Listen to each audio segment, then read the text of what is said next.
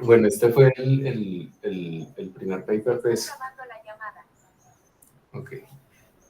¿Ahí se me escucha bien o no se me Sí, sí, escucha se te bien? escucha perfecto. Sí, señor. Listo. Sí, Entonces, nada, este fue el primer paper pues, con el que arranqué para ver pues, lo que vienen a hacer en particular, cuáles son las tendencias actuales en lo que viene a ser computación cuántica. Y en este paper se enfocaban pues, particularmente en evaluar cuál es el potencial a corto plazo, a corto y mediano plazo de los computadores cuánticos. Hay que tener en cuenta pues, que los computadores cuánticos actuales tienen bastante ruido, ¿no? Bastante error. Y entonces lo que ellos en este paper revisan es básicamente cuál es sí, el potencial a corto plazo.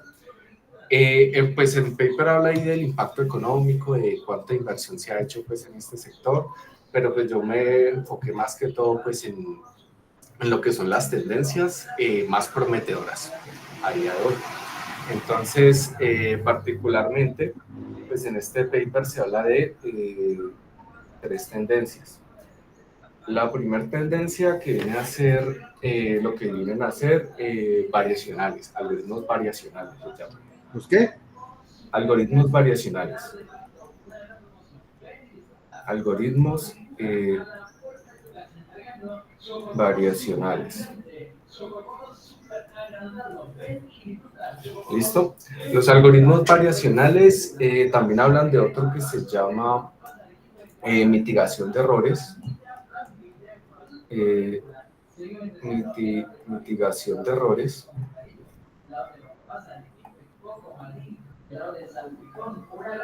Mitigación de errores y finalmente hablan algo que le llaman circuit knitting, que es como viene a traducir como entre las como coser circuit, por así decirlo. ¿Cómo se llama? Circuit knitting. Circuit knitting. Entonces,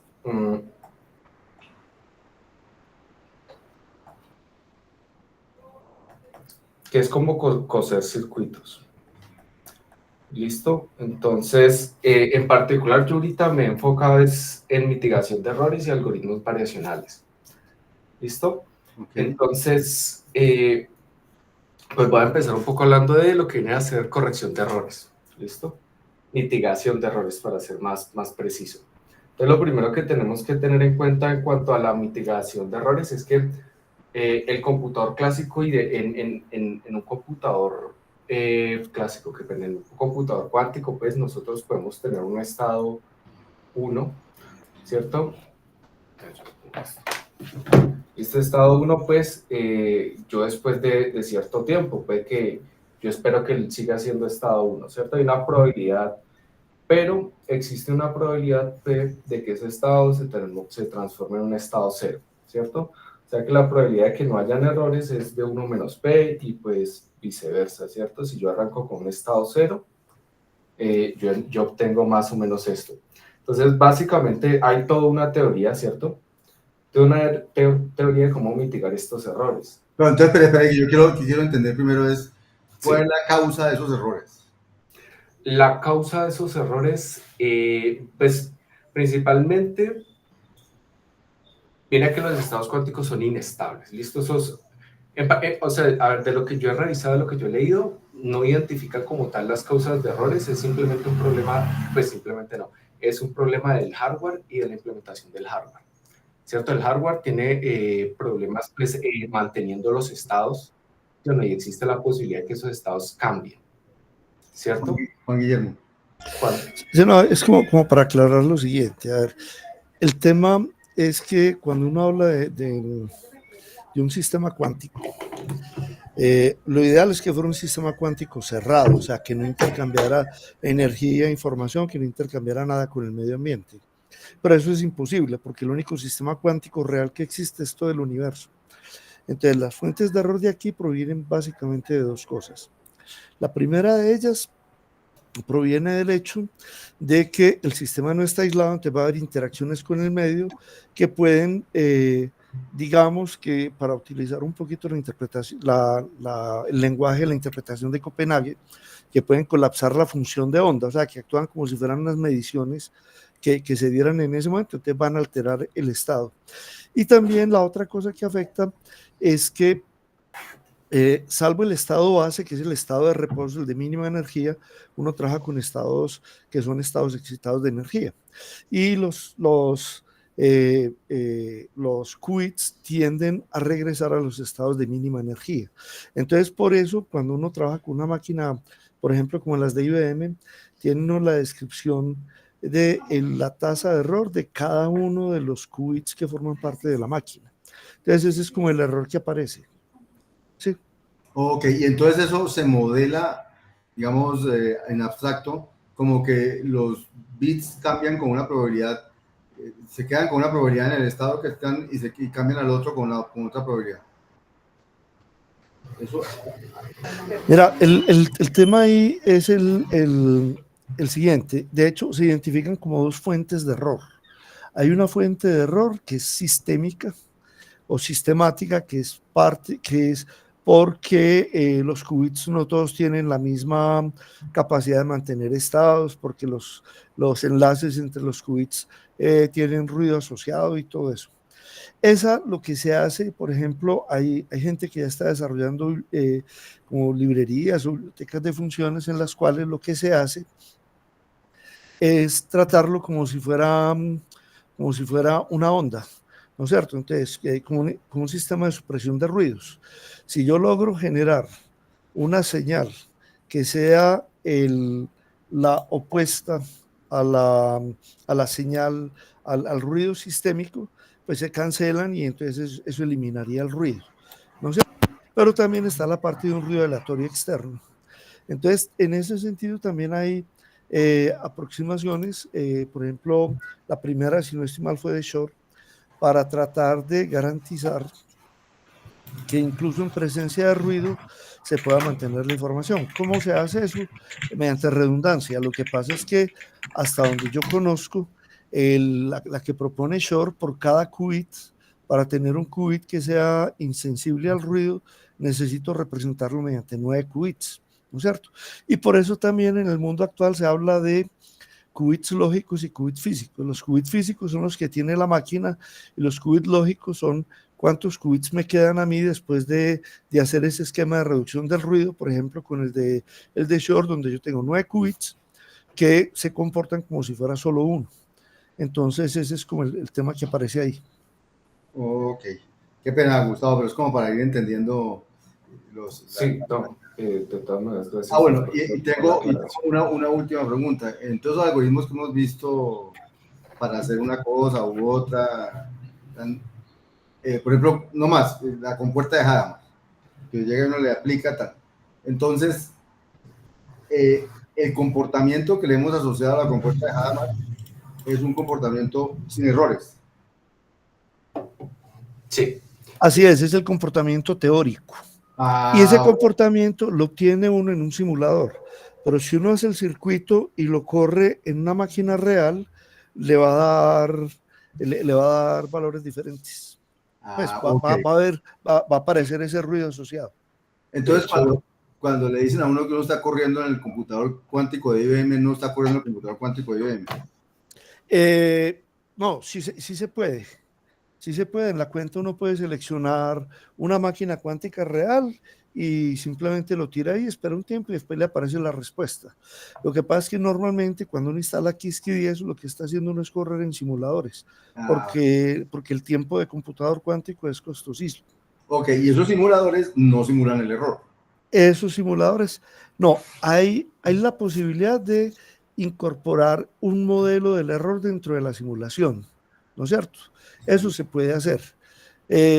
Pero realmente lo que se trata de hacer es de caracterizar el error en una máquina particular. Y, por ejemplo, cuando se va a tirar un circuito en una máquina cuántica, pues parte de las optimizaciones que uno puede hacer es tratar de seleccionar los qubits que tengan mejor respuesta y incluir un modelo de ruido. Y ya hay una serie de librerías que permiten manejar ese tipo de cosas. Eso es parte como de la monetización que están haciendo, porque uno con IBM, yo le dicen, yo tengo la máquina, le doy 10 minutos gratis, pero también le dan a un montón de librerías que son desarrolladas por ellos o por terceros, que uno las utiliza y le cobran por el uso pues en demanda. Ya. Daniel. Sí, hola, profe. Es que respecto a esto yo tengo como una pregunta. Hablamos de porcentajes de error, pues me imagino que el porcentaje de error viene pues por las condiciones tan específicas que requiere el sistema, ¿no? Por ejemplo, un superconductor que tiene que estar cerca del cero absoluto, pero ese ruido, pues como los estados están en un entrelazamiento, que pues según lo que yo entiendo eso implica los porcentajes de los posibles estados de los qubits. ¿El ruido implica la ruptura del entrelazamiento o no? Literal, porque es que hay dos cosas. En primer lugar, el entrelazamiento se da cuando yo tengo dos qubits que tienen correlacionados los estados. Y cuando uno habla de los estados de Bell, son qubits que tienen una correlación máxima entre sus estados. Y son valores, digamos, son como los valores máximos a los que puedo llegar yo a nivel de entrelazamiento, donde el estado del uno depende directamente del otro. Pero cuando aparece ruido, el ruido actúa. O sea, el ruido lo que hace es que altera los valores, y alterar los valores quiere decir que va a tener, va a funcionar como si fuera una especie de medición. Lo que pasa es que hay una cosa que es importante en términos de cómo se modelan las mediciones, porque precisamente esta semana estaba leyendo de ese tema. En un sistema cuántico, el estado del sistema cuántico siempre es un vector unitario en un espacio de Hilbert sobre los complejos con dimensión 2 a la n, donde n es el número de qubits que tengo, ¿no es cierto? Y se asume que es un sistema cerrado. Cuando yo hago una medición, la medición siempre es un aspecto, es un elemento externo, y por eso la medición no necesariamente es un operador unitario. Pero si yo incluyera el modelo completo de los qubits con el dispositivo de medición y eso, todo eso tiene que formar un estado cuántico. Entonces, para el ruido pasa lo mismo. El ruido que se debe a la temperatura, a la interacción con el medio, todo ese tipo de cosas, actúa como si fueran modificaciones del estado que van a cambiar el estado del sistema. Y por eso una de las herramientas que a veces se utiliza es una matriz de densidad de probabilidad, ¿no es cierto? Porque se sabe que los estados no siempre los vamos a poder lograr tenerlos puros. Ok, muchas gracias. Gracias. Sigue, Gustavo, qué pena interrumpirte. Dale, no, gracias de todas formas. Porque, listo, como comentaba el profesor Lolinde, pues nosotros podemos codificar, por ejemplo, un qubit 1 con 3 qubits, ¿sí o no? Y de hecho, según lo que tengo entendido, en la teoría clásica así es como se hace. Para la teoría cuántica, nosotros no tenemos que codificar solamente para el cambio del estado, pues de 0 a 1, sino también para cambios en fases. Entonces, por eso llegamos a 9 qubits. El punto es que todo esto construye una teoría que es la teoría del computador cuántico tolerante a errores. Toda esta teoría del computador cuántico tolerante a errores, pues básicamente me dice que es posible, ¿cierto? Yo construir la codificación y aplicar todos los algoritmos, los de Shor y los de todos estos, aplicarlos sobre este computador y no tener errores, pues básicamente como escribir algoritmos sin preocuparme por lo que va a suceder, como hace uno pues en los computadores actuales, ¿cierto? Pero la realidad es que pues obviamente como eso es una relación de 1 a 9, pues la realidad es que hoy en día eso es algo que no se puede implementar. Entonces no tenemos computadores que sean tolerantes a los fallos. Entonces aquí hay algo que ellos le llaman, a los computadores de ahorita le llaman NISQ, Noise Intermediate Quantum Computers. Entonces, básicamente son sistemas intermedios que no son muy pequeños, pero tampoco son muy grandes, que están caracterizados porque tienen ruido. Y de nuevo, pues la pregunta es, ¿cómo consigo yo sacar pues valor de estos computadores con características intermedias? Entonces, este es un paper que me pareció bastante interesante, que es caracterización pues, de procesadores cuánticos. Básicamente aquí lo que hacen es que aplican, en este paper, básicamente lo que hacen es que aplican un operador, simulan un cristal cuántico. ¿Listo? Un cristal temporal. Depende. Un cristal temporal. Entonces, ¿qué es un cristal temporal? Que a medida que yo aplico un operador, como quien dice, si yo arranco con un estado hacia arriba y le aplico un operador, ¿cierto? Un operador unitario y termino yo con un estado hacia abajo. Pero entonces puedo volver a aplicarlo y terminar con un estado hacia arriba, ¿cierto? Si yo aplico esto periódicamente, entonces yo voy a obtener que los estados cambien, ¿cierto? Periódicamente. Entonces, básicamente ellos lo que hacen es que aplican esto múltiples veces y van viendo cómo la medida va decayendo. De ese modo, ellos construyen estos sobreestados entrelazados, básicamente sobre todo los núcleos, pues los bits, los qubits que tiene el procesador. Entonces, digamos, el procesador tiene unas configuraciones de qubits que pueden ir a ser como de este tipo. Entonces, ellos básicamente, donde pues cada uno de estos circulitos es un qubit, ¿no? Entonces, básicamente ellos lo que hacen es que dice, bueno, voy a entrelazar estos tres de aquí, ¿sí o no? Y voy a empezar a aplicar las operaciones de hacia arriba, hacia abajo, hacia arriba, hacia abajo, hacia arriba, hacia abajo.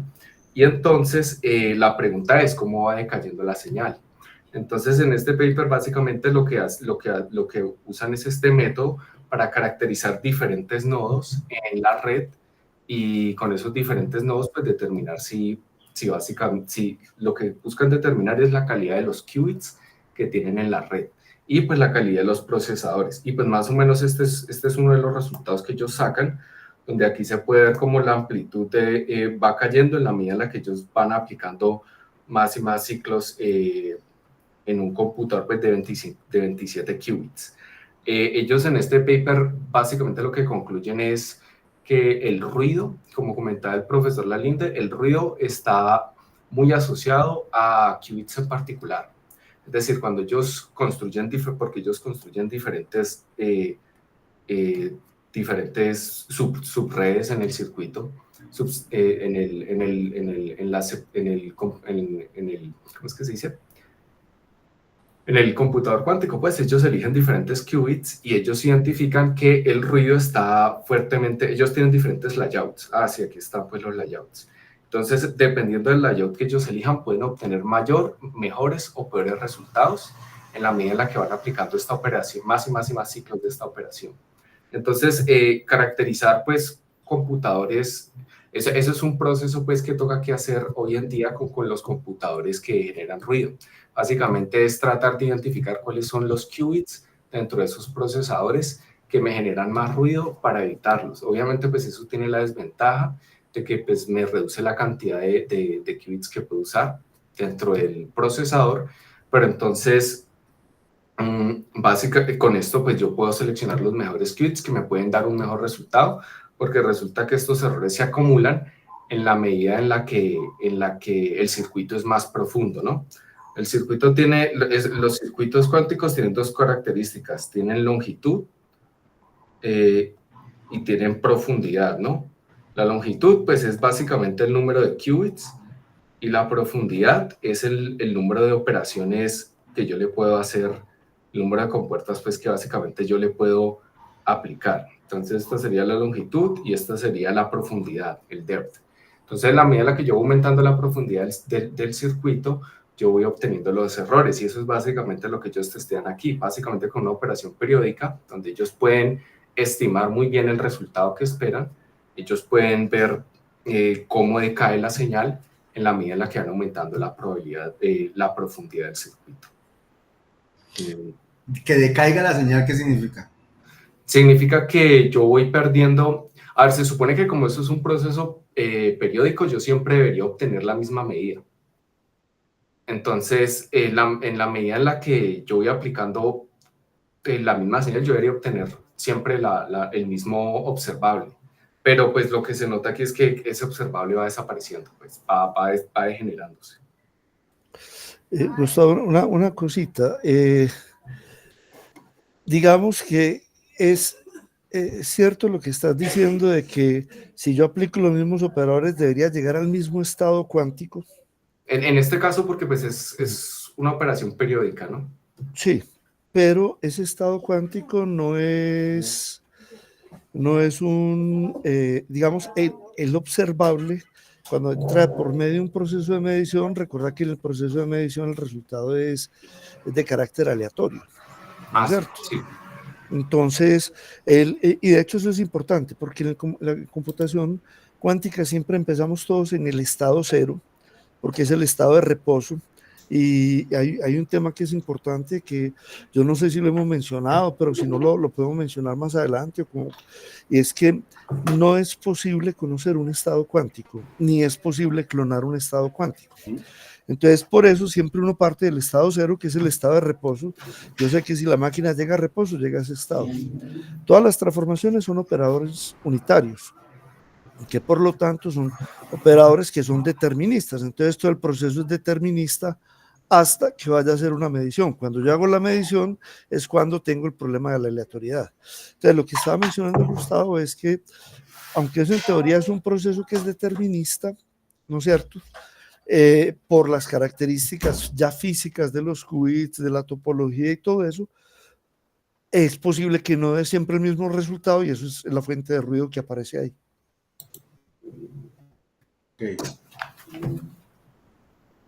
Ok. Sigue, Gustavo. Listo. Entonces, pues nada, este fue un resultado que me pareció interesante, porque pues me pareció como que es bastante entendible, y pues es de todas maneras la caracterización que ellos hacen sobre qubits particulares, ¿cierto? Continuando con este otro paper, en este otro paper básicamente lo que hacen es quantum error mitigación de errores, una cosa que se llama extrapolación al ruido cero, ¿sí o no? Zero noise extrapolation. Esta es otra estrategia de mitigación de errores. ¿Listo? En esta estrategia básicamente la idea es la siguiente: si yo tengo un operador unitario, ¿cierto? Digamos que yo arranqué con un estado psi, ¿sí o no? Apliqué el operador unitario y obtuve un psi', ¿sí o no?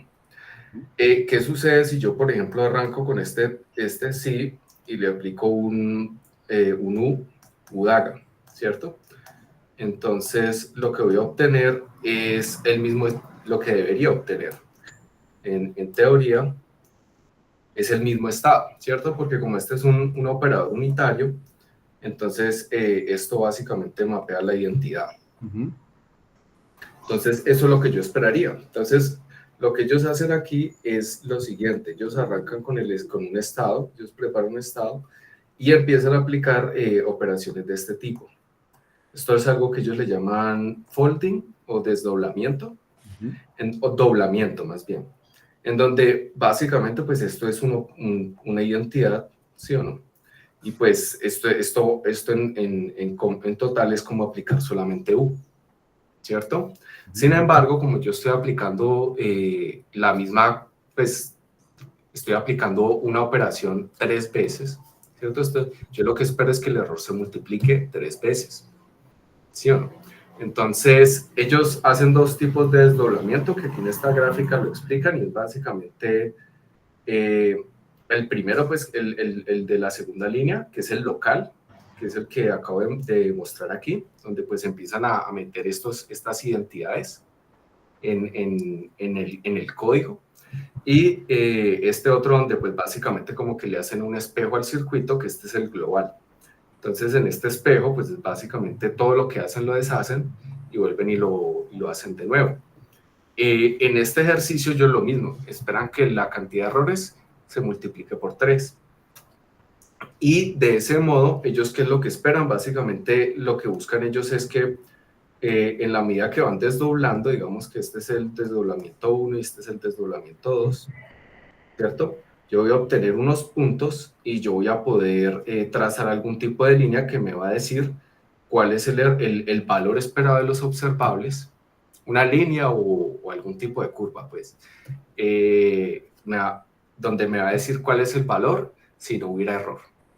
Entonces, esta es una aproximación, esta es una idea también de mitigación de errores, este se llama digital, porque este es una extrapolación que se hace pues ya en el computador clásico. Básicamente yo lo que hago es que corro el circuito 3, 4, 5 veces con diferentes desdoblamientos, de los operadores, y después trato de recuperar lo que sería la señal en cero, ¿sí o no? Sin ningún tipo de error. Entonces esto se puede aplicar para cualquier circuito, es bastante flexible pues en términos generales, y pues ellos ahí obtienen resultados, aproximaciones bastante buenas en ciertos regímenes, pues, y creo que pues, lo que ellos concluyen es que este desdoblamiento local es el más efectivo, más que el global. Entonces, y pues esto es una estrategia. Hay otra que ellos también ahí hablan de que esto se podía, esta aproximación se podía hacer como a nivel cuántico. Esa la verdad no lo tengo muy presente, y también había una posibilidad de hacerlo a nivel de hardware, pero pues obviamente eso ya entra ahí en el dominio pues de los que tienen los computadores y pueden hacer ese tipo de ajustes y mejoras allí. A nivel de software, pues por eso es que le llaman digital. A nivel de software, lo que uno puede hacer es doblar el circuito, como lo muestran aquí, y entonces tratar de mitigar los errores desde esa perspectiva. Ok. No sé si hasta ahí haya comentario o preguntas. Chicos. Sigue. Listo. Entonces, nada, estas son como las dos estrategias que estoy revisando en cuanto a mitigación de errores, que es básicamente, pues, caracterizar los procesadores. Bueno, en ambos papers ellos dicen algo que yo creo que es bien interesante, y es que los resultados varían mucho dependiendo del procesador, incluso dentro de la misma generación. Es decir, yo puedo tener dos, no recuerdo cuál es el nombre de la última generación, pero son los de 400 y pico de qubits. Y yo puedo tener dos procesadores dentro de esa misma generación, y los resultados pueden ser muy diferentes entre el Brisbane o el que está corriendo allá en el otro lado. O sea que eso también es algo, a la hora de correr pues esto en circuitos reales, es algo a tener en cuenta, que los resultados que yo obtenga puede variar de acuerdo al servidor que yo elija, de acuerdo al procesador que yo elija, incluso si están dentro de la misma generación de procesadores. O sea que es una cosa pues todavía como bien, o sea, toda es bien artesanal en el sentido de que no es replicable fácilmente, ¿no? Exacto, cada procesador es un universo, pues. Entonces, listo, no, toda esta es la historia con respecto, estas son dos papers que me parecieron interesantes ahí con respecto a lo que es mitigación de errores. Y, nada, qué pena. Y ya viene el otro tema, que viene a ser algoritmos variacionales. Lo que viene a hacer algoritmos variacionales es otro, ¿cómo se dice? Eso viene a ser algo también extenso, en el sentido de que esto es toda una familia de estrategias. ¿Listo? Entonces, en esta familia de estrategias, básicamente lo que se busca, esto es similar al machine learning. ¿Listo? En este paper, Variational Quantum Algorithms, en este hacen un resumen de todas las estrategias, ¿listo? De todo lo que se hace pues con algoritmos variacionales. Y pues estas fueron dos soluciones dos aplicaciones de algoritmos variacionales. Voy a contar un poquito de las aplicaciones. Pero, espera, ¿qué es un algoritmo variacional? Listo. Entonces, por ahí, arranquemos entonces por ahí. En un algoritmo variacional, básicamente yo lo que busco es optimizar una función de costo. ¿Listo? Esa función de costo para mí es un circuito. Esto es un circuito cuántico que tiene unos parámetros θ que yo puedo cambiar. Ese circuito cuántico me permite a mí solucionar o optimizar un problema, ¿vale? Pero ese circuito cuántico va a depender de esos parámetros θ, que son los parámetros que yo puedo optimizar. Entonces, esos parámetros θ yo no los optimizo dentro del mismo computador cuántico. Esos parámetros θ yo los optimizo por fuera del computador. Entonces, básicamente, sí, por aquí hay un dibujito. Entonces, básicamente, el objetivo del computador cuántico es minimizar obtener el número de θ, los parámetros θ ideales, para que este circuito me optimice el problema que yo quiero. Entonces, ese es básicamente el flujo. Yo tengo un circuito cuántico. Ese circuito cuántico depende de unos parámetros θ, y esos parámetros θ pues me definen eso yo lo que hago es construir una función de costo, y esa función de costo es la que yo optimizo. Entonces, en ese sentido es similar, pues, es un poquito similar a Machine Learning. ¿Qué hay que tener en cuenta? Que el circuito que se proponga tiene que ser un circuito difícil de solucionar en un computador clásico. ¿Para qué? Pues obviamente buscando la ventaja cuántica, ¿cierto? Entonces, esto se trabaja mucho, por ejemplo, en la simulación de sistemas, ¿cómo es que se llama esto? En la simulación de sistemas físicos y en la química cuántica, donde lo que se busca son estados bases del sistema. Entonces, el circuito lo que puede hacer es básicamente simular algún sistema físico donde yo lo que estoy buscando son los estados base. Entonces, ejemplo de eso es este de acá de Heavy Hex Graphs, de Spin Glass Models. Entonces, en un modelo de Ising de spin es básicamente una red donde yo tengo un montón de partículas que pueden estar hacia arriba o hacia abajo, ¿sí o no? Pueden estar en el estado 0 o en el estado 1, ¿sí o no? Si todas están apuntando en la misma dirección, entonces esto se define pues como un estado particular, y cuando están en pues es otro estado diferente, ¿cierto? Como que cuando están, esto es similar al ferromagnetismo, pues esto es como la fuente de magnetismo. Estos son modelos de magnetismo en general. Entonces, y pueden estar desordenados porque pues en este dibujito que yo hice acá están obviamente el uno contrario a otro, o sea que esto también se puede considerar como otro tipo de fase ahí. El punto es que este modelo de Ising está solucionado cuando yo tengo interacción solamente con los vecinos. Y en este de acá, en ese paper de arriba, lo que buscan es, bueno, ¿qué pasa si yo aumento el orden de las interacciones? Si yo ya no interactúo solamente con mis vecinos cercanos, sino que yo ya puedo interactuar con uno, con dos o con hasta 3 vecinos hacia la derecha, hacia la izquierda. Y en redes, en este caso creo que son hexagonales, entonces ya aumenta la complejidad del modelo que ellos están tratando de simular. Y estos ya son modelos en los que obviamente un computador clásico, en la medida en la que aumentan el tamaño de la red, ya empiezan a tener problemas. Ya les empieza a costar la simulación de todo este montón de partículas con todo este montón de interacciones. En este paper hacen esta simulación usando algoritmos variacionales, usando esta estrategia para encontrar los estados base. Y pues básicamente en esto ellos encuentran que básicamente el algoritmo variacional es eficiente encontrando esos estados. ¿Cuál es el detalle? El detalle es que todavía para poder superar al computador clásico se necesitan más qubits. O sea, si hubieran más qubits, ellos podrían llegar a un punto. Eso es básicamente extrapolación. Ellos lo que argumentan aquí es que si con más qubits ellos podrían llegar a un punto en el cual el computador clásico ya no puede. Pero en estos instantes, como pues 127 qubits y 12, y trabajan con modelos de 27 y de 127, pues 27 qubits todavía se pueden simular en un computador clásico a fuerza bruta.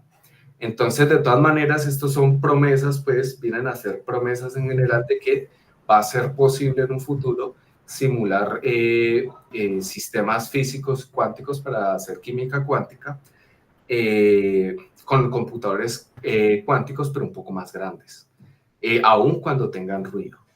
Entonces, ese es como el resultado aquí. Y este es uno similar. La diferencia es que aquí lo usan para solucionar problemas combinatorios. Problemas combinatorios.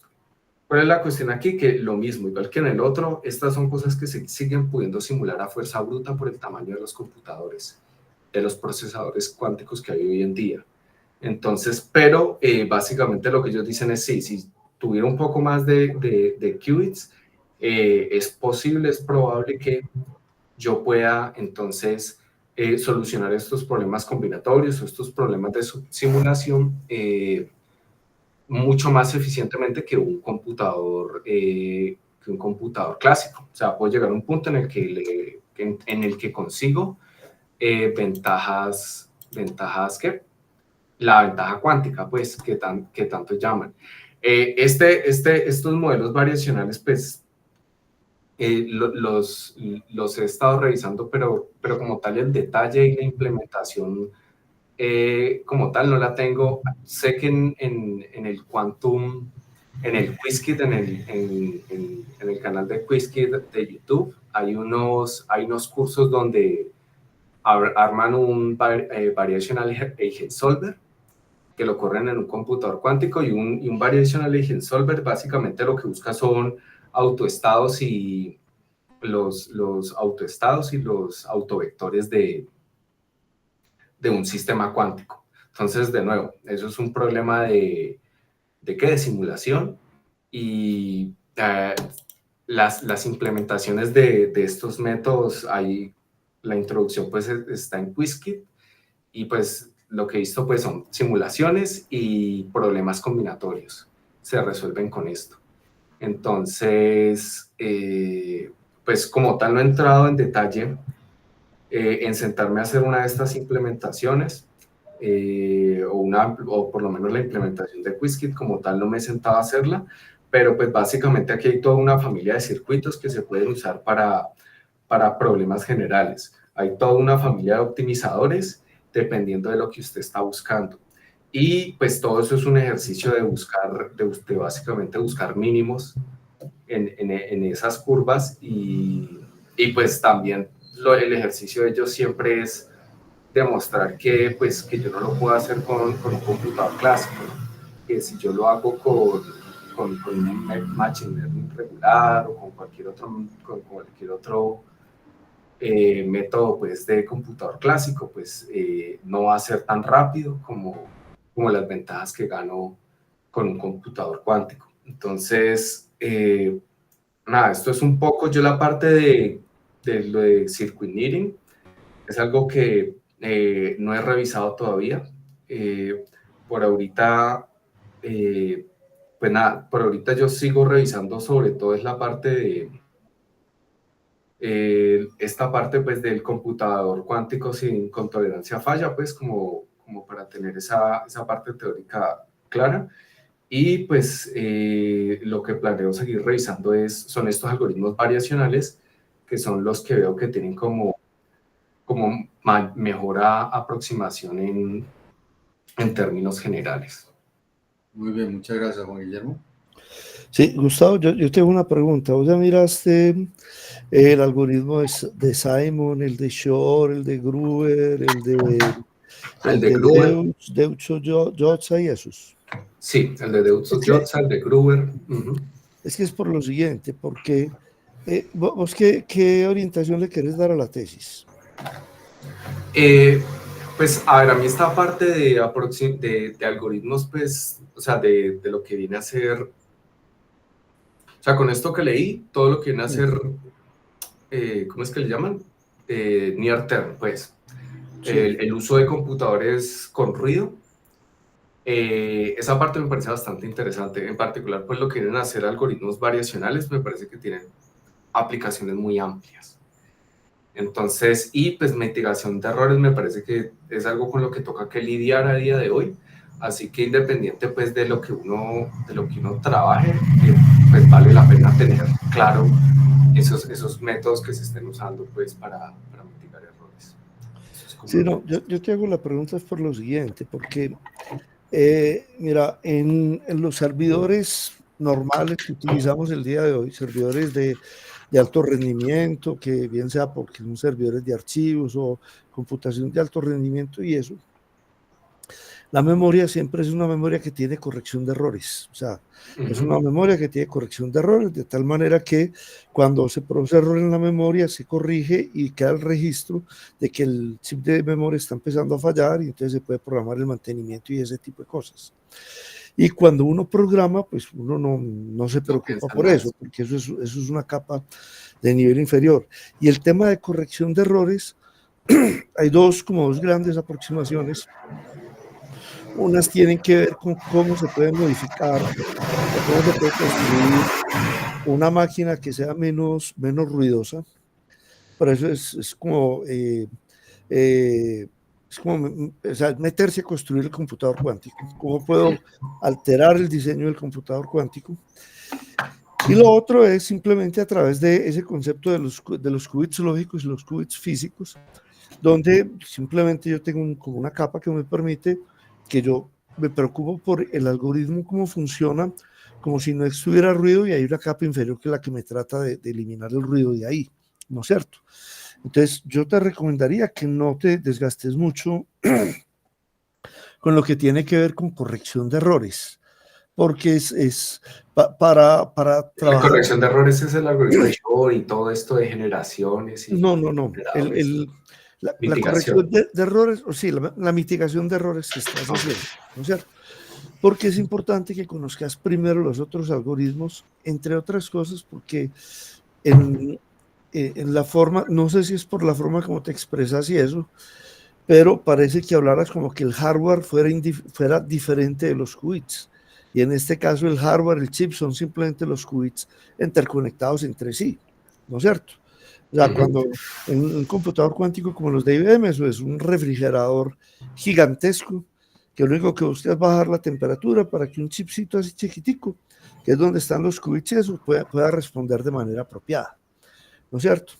Y entonces es muy importante que puedas tener claridad sobre qué pasa en los procesos de medición, o sea, qué es la medición, qué es un observable, cómo se modela matemáticamente los observables, porque obviamente un algoritmo no lo diseña, no lo utiliza a partir de la reducción del ruido, sino que la reducción del ruido, llegas a la reducción del ruido cuando el algoritmo es ruidoso, pues cuando la ejecución del algoritmo te da ruidoso y buscar la forma de optimizar eso, pero primero empezás a trabajar desde la perspectiva misma del algoritmo, ¿no es cierto? Entonces es importante que mires esos porque hay como unas técnicas que son fundamentales que se utilizan en muchos algoritmos.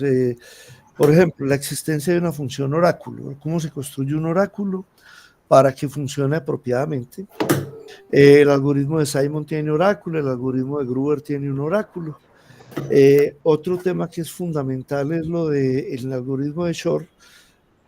Se utiliza la estimación cuántica de fase o digamos que la transformada de Fourier cuántica. Entonces, ese es otro elemento que se utiliza mucho.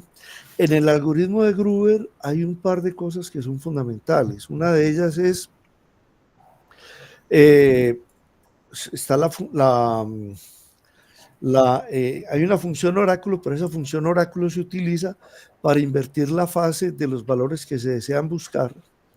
Y después hay una secuencia de operaciones que es muy interesante, que le permite a uno proyectar todas las amplitudes sobre la media. Entonces, yo lo que te recomiendo es, primero, tener mucha claridad de todos los conceptos que se manejan acá. ¿Qué es la amplitud? ¿En qué consiste la interferencia? ¿Cómo se construye un estado de Bell? ¿Qué dice el teorema de la no clonación? Este tipo de cosas. Que ya el ruido digamos que el ruido es algo indeseable, pero como lo decían en el caso de los servidores, si eso se trabaja a nivel pues es como otra capa independiente para tratar de poder construir a partir de esa noción de qubit lógico. Entonces te recomendaría que mirara las cosas como desde esa perspectiva. Ok, pues a ver, yo creo que al algoritmo pues al que le dediqué más tiempo fue al de Grubers, que pues, en el que sí, uno invierte el signo y básicamente uno después de rotar un cierto número de veces, termina pues con la proyección sobre el estado pues que uno le interesa buscar, ¿cierto? Y pues ahí entra el oráculo.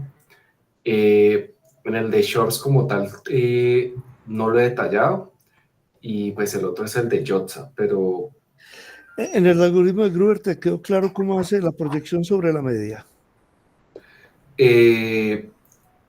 sí, creo que sí, o sea, al final lo que uno empieza a hacer son rotaciones, ¿no?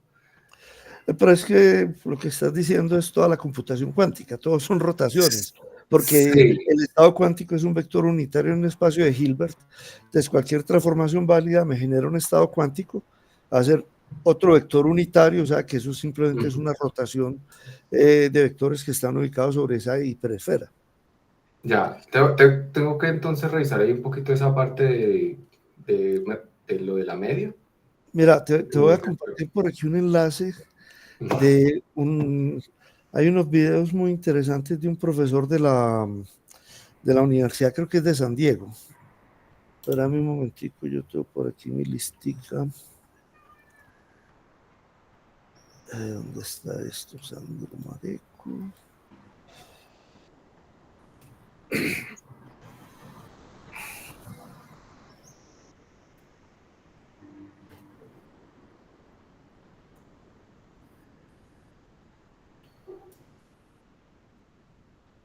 Aquí hay una, te va a pasar, yo cómo hago para copiar esto aquí.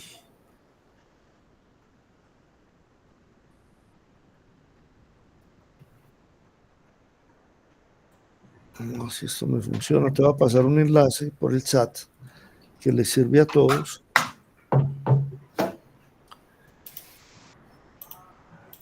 Espérate, que es que este no es.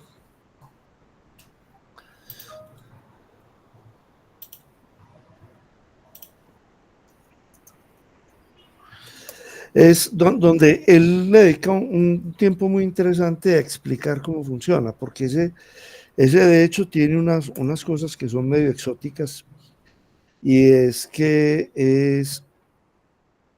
le permite a uno saber cómo, le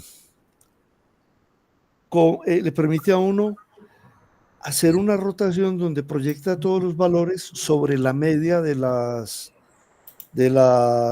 amplitudes, ¿no es cierto? Que es una cosa que es bien interesante, que hay un operador cuántico que le permite a uno hacer eso y que le permite calcular el promedio de las amplitudes, y él lo utiliza ahí. Pero ya no lo copiaste, ¿no? No lo he copiado, espérate que es que me aparece el link que tengo, no me aparece el link del canal, sino el link a mi suscripción. Ya. Entonces, espérate a ver si por aquí lo puedo coger. Samuel, ¿todavía has levantado la mano?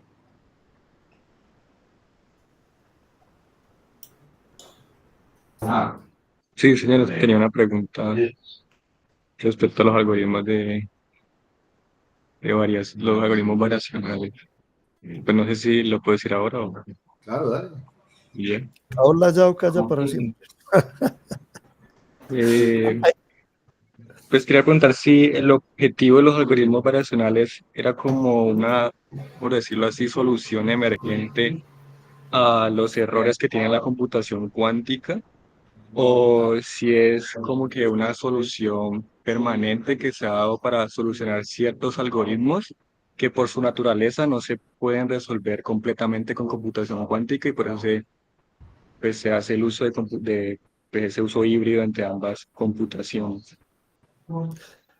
Bueno, los algoritmos variacionales son algoritmos de aprendizaje de máquina, ¿no es cierto? Son algoritmos de aprendizaje de máquina, por lo tanto son algoritmos que buscan calcular, buscan, como lo decía Gustavo muy bien, buscan optimizar una función de costos. Lo que pasa es que el algoritmo variacional en cuántica, digamos que el funcionamiento general es más o menos como el siguiente, como pues un proceso de ensayo y error como el que se sigue normalmente en aprendizaje de máquina, y es, yo tengo un circuito, veo si ese circuito me resuelve el problema, y si no, entonces me voy por el gradiente. ¿Qué es lo que pasa? Aquí lo que pasa es que hay una propiedad muy interesante en el mundo cuántico y que vale la pena que la exploren, y es la siguiente, que si yo cojo el mismo circuito y lo corro 2 veces con un desfase en la entrada de 180 grados, eso me permite calcular cuál es el gradiente sin tener que hacer más operaciones.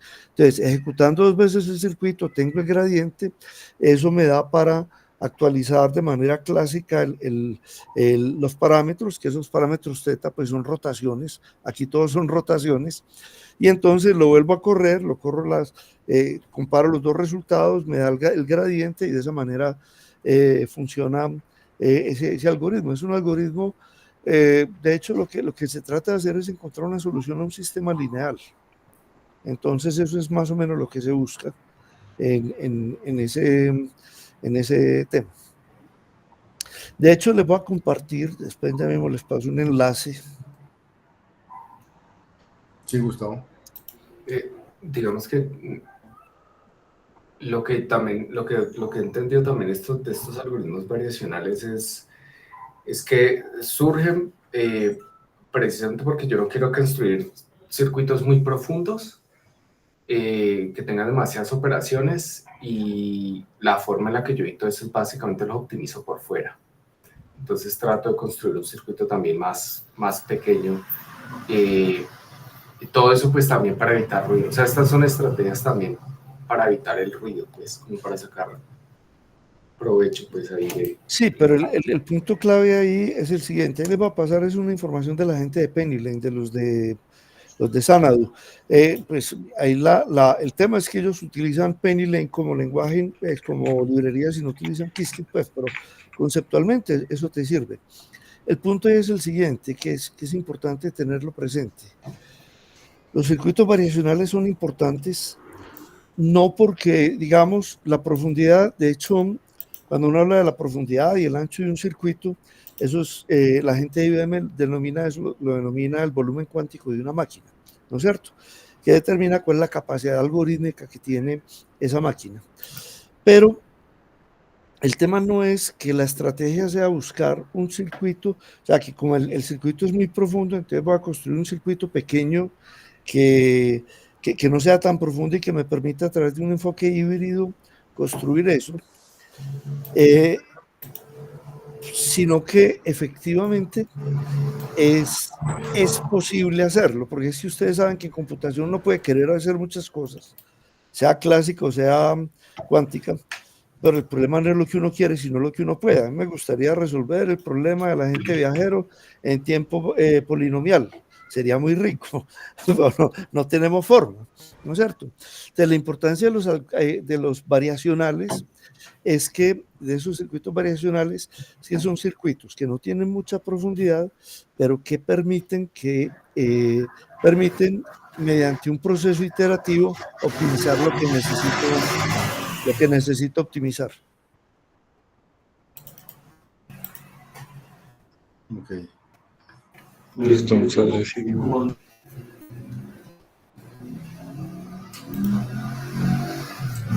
¿Qué mandó Gustavo por ahí? Esos son los de IBM, lo de que viene a hacer PES, algoritmos variacionales en el canal de Qiskit de IBM. Ah, ya.